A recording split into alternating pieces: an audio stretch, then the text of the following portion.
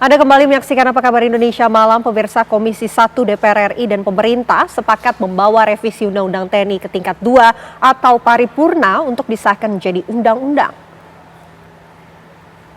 Kesepakatan ini diambil setelah seluruh fraksi menyampaikan pandangannya mengenai revisi Undang-Undang Tentara Nasional Indonesia atau RUU TNI dan menyatakan persetujuan mereka. RUU TNI dinilai bakal memperkuat hubungan dan kerjasama TNI dengan seluruh komponen bangsa lainnya, serta memperjelas kedudukan dan fungsi TNI sebagai alat pertahanan negara. RUU TNI disusun sebagai upaya DPR dan pemerintah mengharmonisasi regulasi serta menyesuaikan kebijakan pertahanan agar TNI dapat maksimal menjalankan tugasnya. Usai disahkan, Ketua Komisi 1 Utut Adianto ketuk palu perwakilan fraksi bersama pemerintah yang diwakili Menteri Hukum Supratman Andi Aktas dan Wakil Menteri Keuangan Tommy Jiwandono menandatangani naskah RUU dan naskah penjelasan yang telah mereka setujui.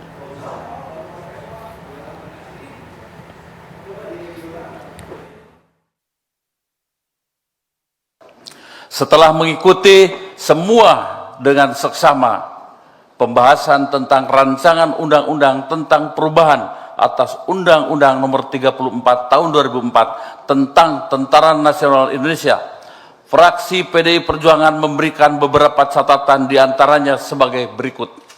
Pertama, rancangan undang-undang tentang perubahan atas Undang-Undang Nomor 3 Tahun 2004 tentang Tentara Nasional Indonesia diharapkan dapat membangun kerjasama yang solid antara TNI dan komponen bangsa lainnya sehingga meningkatkan kepercayaan publik terhadap situasi pemerintah, sekaligus juga memperkuat kedudukan Tentara Nasional Indonesia dalam bertugas.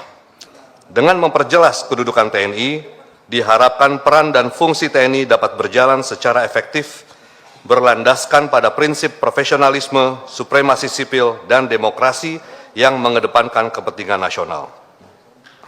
Selain itu, dalam menjalankan tugasnya sebagai alat pertahanan negara, perlunya menyesuaikan dengan perkembangan zaman dan kebutuhan bernegara.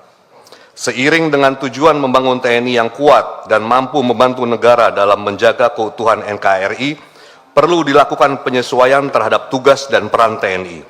Dengan demikian, TNI tidak hanya berperan dalam pertahanan fisik, tetapi juga dalam menyesuaikan diri dengan dinamika zaman dan kebutuhan negara. Fraksi Nasdem memandang penempatan jabatan sipil bagi prajurit aktif harus melalui mekanisme yang selektif, objektif, dan transparan.